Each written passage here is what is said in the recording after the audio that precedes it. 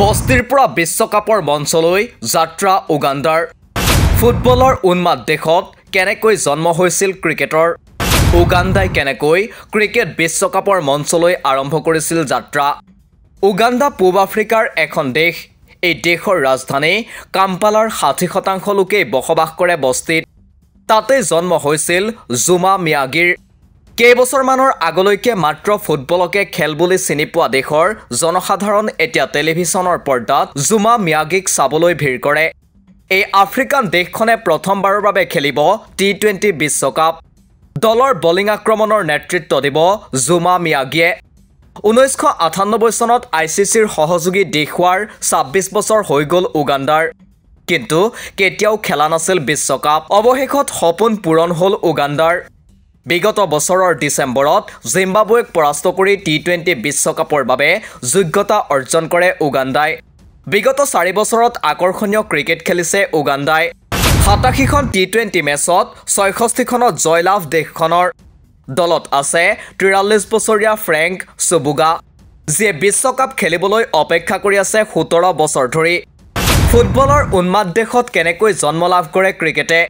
ইয়াৰ মূল কাৰণ হৈছে পইচা ক্ৰিকেট খেলিলে অধিক উপাৰ্জন হয় যদিও আগতে উগাণ্ডাত ক্ৰিকেটৰ জনপ্ৰিয়তা নাছিল কেনিয়া আৰু জিম্বাবুৱেৰ দৰে দেশৰ ক্ৰিকেটৰ প্ৰভাৱ ক্ৰমে এই আফ্ৰিকান দেশখনলৈ বিয়পি পৰিল উগাণ্ডাই 2 বছৰ পূৰ্বে 19 বছৰ অনূৰ্ধ্ব বিশ্বকাপ ক্ৰিকেট খেলিছিল অনূৰ্ধ্ব 19 বিশ্বকাপ দলতো আছিল জুমা মিয়াগি এই খেলুৱৈগৰাকীয়ে 21খন আন্তঃৰাষ্ট্ৰীয় টি20 মেচত দখল কৰিছে 34টা উইকেট তেওঁৰ সতীৰ্থ সাইমন চেচাজি ইনোচেন্ট মেৱেবাজাৰেও ক্ৰিকেটক পেছা হিচাপে লৈ ওলাই আহিছে বস্তিৰ পৰা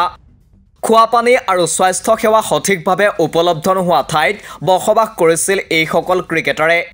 কিন্তু কেতিয়াও হাৰ নামানিলে তেওঁলোকে ক্ৰিকেট খেলি উপাৰ্জন কৰা টকাৰে চেষ্টা কৰিছে নিজৰ এলেকা উন্নত কৰাৰ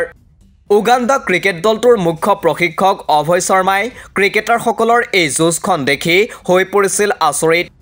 বিশ্বকাপৰ পূৰ্বে অভয় শৰ্মাই উগাণ্ডাৰ প্ৰশিক্ষকৰ দায়িত্ব গ্ৰহণ কৰিছে উগাণ্ডাত এতিয়াও পেছাদাৰী নহয় ক্ৰিকেট খেল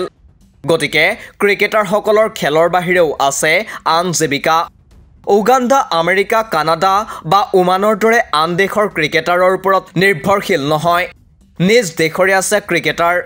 4 জুনত বিশ্বকাপৰ প্ৰথমখন মেচ আফগানিস্তানৰ বিৰুদ্ধে খেলিব উগাণ্ডাই কেইবছৰমানৰ আগতে আফগানিস্তানেও উগাণ্ডাৰ দৰে ক্ৰিকেটৰ মঞ্চত নিজৰ নাম উজ্বলাবলৈ সংগ্ৰাম কৰি আছিল সেই যুঁজখনত জয়ী হৈছিল আফগানিস্তান সেই আফগানসকলৰ বিৰুদ্ধে আন এখন যুঁজ আৰম্ভ কৰিবলৈ ওলাইছে পূব আফ্ৰিকাৰ দেশ উগাণ্ডাই বিশ্বকাপৰ মঞ্চত উগাণ্ডা ক্ৰিকেট দল কিমান দূৰ সফল হ'ব সেয়া অৱশ্যে সময়ে হে ক'ব স্পৰ্টছ ডেস্ক ৰিপৰ্ট দি ক্ৰছ কাৰেণ্ট